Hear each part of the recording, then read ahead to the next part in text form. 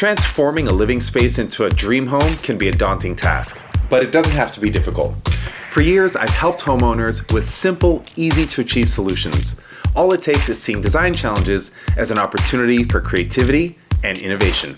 Welcome to In the Room.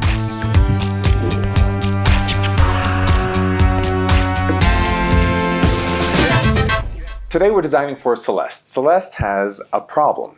She wants to create a bedroom that's also cozy and easy to relax in a basement bedroom.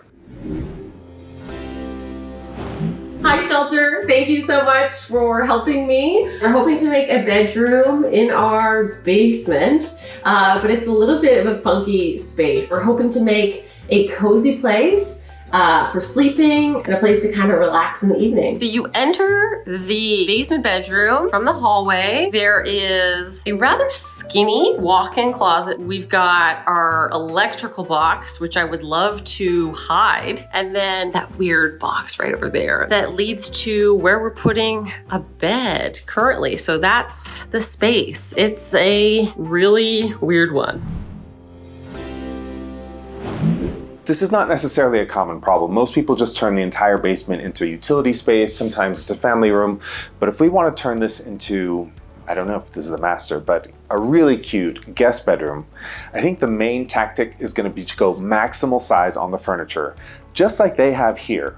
So taking a look around at this bedroom, we see a really large bed and what looks like a television hookup all ready to go in front of it, and these electrical boxes that Celeste has asked to hide somehow. And here's the entrance to the room. It's kind of an awkward space and it has a nice long walk-in closet. Celeste, that closet picture that you sent me is perfect for your space. I didn't draw it out because I like what you picked. I'm just going to focus on the bedroom. This room has disadvantages, yes, but it also has advantages. The disadvantages are the awkward shape. It's an L shape with two main chunks that just aren't very big, and it's dark. It only has two small windows and one of them is inside the walk-in closet. We're going to focus on what to do with the strange little nook that's right besides that electrical panel column, and what we need to do with the bedroom. Now you can see that L shape I'm talking about. This is the walk-in closet section, and here's that bedroom inside the nook with the TV wall right here. The good news is we actually have kind of an already cozy space for the bed. But because Celeste has a queen size bed, I think it looks just a little too big. What makes it a little bit too big is that the two sides are sort of unfriendly, especially the far side. You can tell that it's just too close to the two side walls. And even the end is a little too close to this end wall right here, and it would make going inside there just a little uncomfortable. I'm guessing once your budget affords it, get rid of that bed and get a full-size bed. It gives just a little bit more breathing room on these three sides, and you're still going to get just as much bed. And give yourself enough room for two side tables. That's going to make this room feel as if it was done on purpose rather than just fit into. And then put the TV exactly where you were going to put it, right in front of the bed, but use a reticulating pivoting arm so it can really pull off the wall and rotate out into what needs to be a cute little cozy hangout space in front. I put a lot of different furniture arrangements in here, and the thing that works best, I think, is just one big love seat. Now, I know with a small room, typically you hear that you're not supposed to crowd it with too big furniture. In fact, that's what we're doing in the bedroom. We're shrinking the bed. If you get just a well-sized sofa here with some kind of coffee table in front, and this TV can reticulate all the way out, then this becomes a hangout space regardless of what's happening in the bedroom. That can be almost like a guest room that doesn't have a door, whereas this is a family room that one can hang out in and really enjoy a nice big screen television experience, which when they're on these super strong reticulating arms is surreal because you get this incredible, it's like vision floating in space. The one thing I want to offer is maybe swap out the door. I think the door to this room swings out, but if it swings in, I would say swap that door out to a barn door. I love barn doors because in certain situations they work really well. Now, the sacrifice that you would make here, I think, should be you remove also the closet door.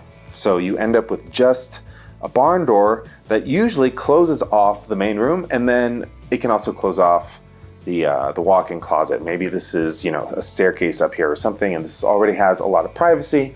I think you could put one sort of barn door system over both doors and just swap the door around. So what would this look like? What I like here is we have this barn door that functions on both sides. Whether or not you like that, I don't know. I think it's kind of a cool look, but at the same time, you can keep the doors as they are. I don't think they were interfering with this room too much. Carpeting. This is a big one. Celeste, if you trust me, we're gonna go a little bit wild on the rug selection here. I want 3 different rugs for you. The first one is a boucle, natural sort of Sicily material with a nice band of sort of colorful border all around it.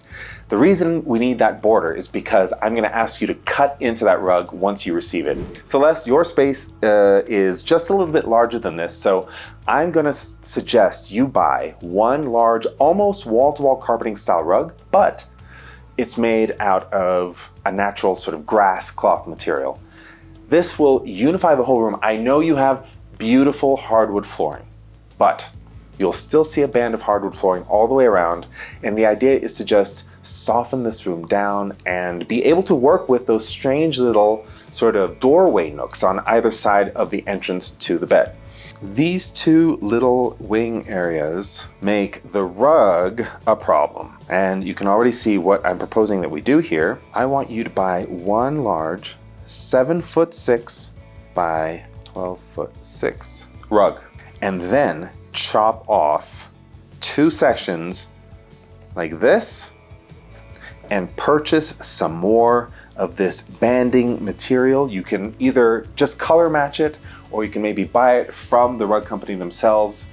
I'm sure you're gonna void the warranty as soon as you do this, but this is the kind of project that you can actually do yourself. And if you do it right with an iron-on band, which I also found a link for, you can find them on Etsy. Just look up twill tape, black cotton. They have different colors. I found this on Etsy. It comes in different thicknesses, and you need to buy some kind of iron-on material that allows you to create a little bit of a border yourself, because what you're gonna do is cut into this natural material, being very careful, using an X-Acto blade and a cutting mat. And you're gonna cut it so that the band of hardwood all around the room is maintained. Here is the new shape of the rug, which you have measured carefully once it's arrived, and simply chopped off 2 little ears like this and ironed on a new cotton twill band in similar colors. You don't even have to match the fabric perfectly.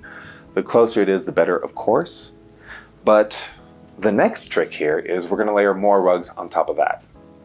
Now, I'm doing this because it's basically ignoring those 2 little ears. It's bringing the whole room together.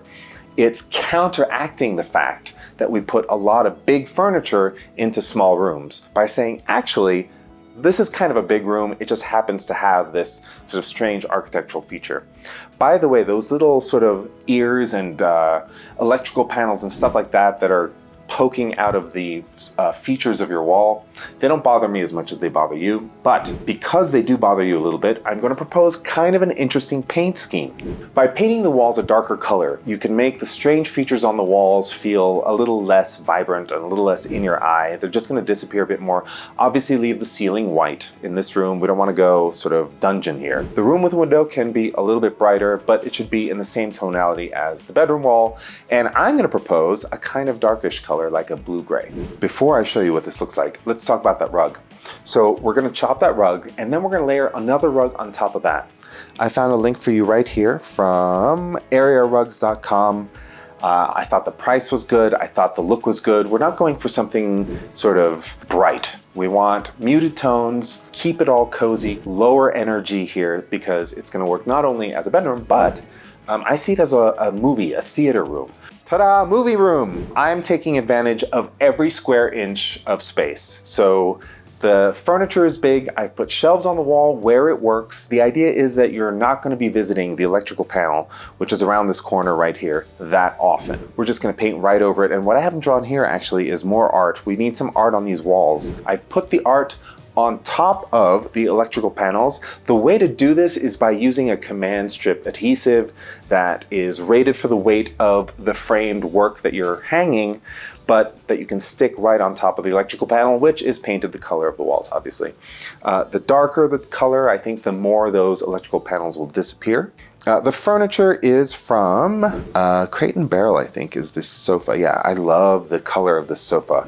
I'm thinking of this bedroom in terms of night colors, and between the wall and this love seat, you sort of get the vibe that this is a place to come down and unwind. Here's the bed I found for you. It's gorgeous. It's from CB2. The stature of this bed is a little bit lower, so it's going to breed less of a volume in an Albany small room. From Rejuvenation, I found a coffee table. It's a little on the pricey side, but it's solid walnut, so you can't help but love it.